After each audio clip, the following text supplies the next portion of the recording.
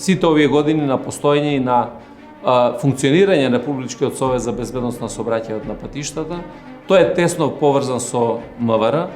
не само заради фактот што всушност оваа институција на своите почетоци, така да кажеме, изнедрена од тогашниот државен секретаријат за внатрешни работи, туку и заради блиското споделување на примерни заеднички цели во областа на сообраќајот во сите негови домени, дали се тоа нормативни, образовни, инфраструктурни и секако сигурности или безбедност. Дотолку повеќе што областа на сообраќајот како една од суштинските општествени инфраструктурни фундаменти предпочита еден широк меѓуинституционален спектар на надлежности, активности и на практични делувања. Институциите мораат постојано да ги удвојуваат напорите, проектите, конкретните активности, ако сакаме да имаме добри резултати, и ние сме должни континуирано да работиме особено на подигнувањето на нивото на сообраќајната култура и едукација. Станува збор за 6 деценијски континуитет за меѓусебна соработка и поддршка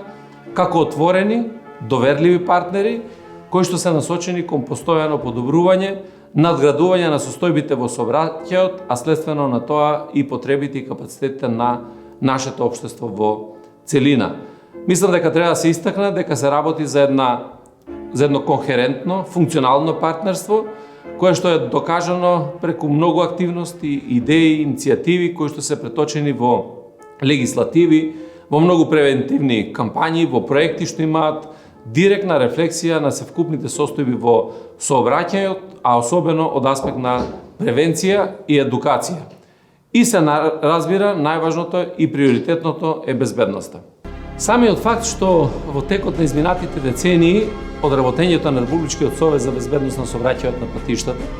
се етаблираше како незаобиколен чинител во остварувањето на безбедноста и безбедносните стандарди во сообраќајот, доволно говори за важноста на оваа наша институција, особено што таа меѓу другото во континуитет таргетира едно есенцијално подрачје, тоа е сообраќајната култура и образованието. Пред се фокусирајќи се и тоа со право на младите и на децата од аспект на нивна превенција како ранливи категории и од аспект на нивна образовна подготовка како идни учесници во сообраќајот. Авторството на без друго нашите најмасовни сообраќајно-воспитни манифестации како детски семафори и сообраќајно-техничка култура на младите јасно го означуваат Републичкиот совет за безбедност на сообраќајот на патиштата не само како промотор, туку и како креатор на сообраќајната култура, која што пак има огромно, можеби би рекол и примерно значење во безбедносната сообраќајна стандардизација. Министерството за внатрешни работи уште пред неколку години, сондирајќи ги тогашните состојби и фактори во делот на безбедноста на сообраќајот, донесе една многу важна стратешка одлука, би рекол, во однос на далеку поактивно делување при контролата на примена на сообраќајните правила и прописи, и тоа во поглед на сите учесници во сообраќајот. Таква иницијатива на интензивирани динамични контроли независно од нивниот карактер, дали се тоа акциски или плански, согласно програмите на надлежните полициски организациони единици, веќе вродија со плод, а тоа е веќе го илустрирам со еден податок. Речеме, лани во 2021 година завршивме со статистика според која бележиме најмал број на жртви во сообраќајот во последните 15 години, 116 жртви. Ние треба да бидеме свесни дека колку и да се квалитетни законите и правилата, доколку не ги познаваме или пак не ги применуваме, тие ќе останат обични букви на хартија. Затоа овие форми на кампањи и едукации низ кои минуваат илјадници деца и средношколци се мотивирани токму од потребата за запознавање и почитување на сообраќајните норми и нивно инкорпорирање како личносно секојдневен и поведение, особено кај младата популација. Јас немам дилема дека само така преку подигнувањето на јавната свест, особено кај најмладата популација,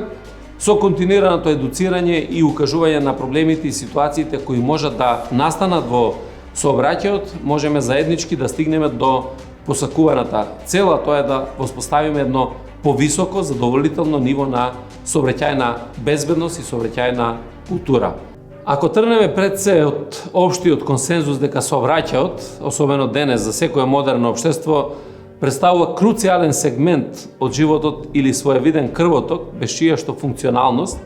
просто кажано е невозможен квалитетен социоекономски или друг развој, тогаш сосема логично се наметнува заклучокот дека темата за безбедноста во сообраќајот е, а и ќе биде и понатака, тема од огромно значење, односно од неспорен јавен интерес. Пред се заради фактот што таа колку што директно го тангира развојот, плановите, концептите, идеите на сообраќајната инфраструктура и капацитети, како и законското нивелирање и детерминирање на таквиот развој, исто толку го тангира и она што би рекол најчувствително прашање, тоа е заштита на материјалните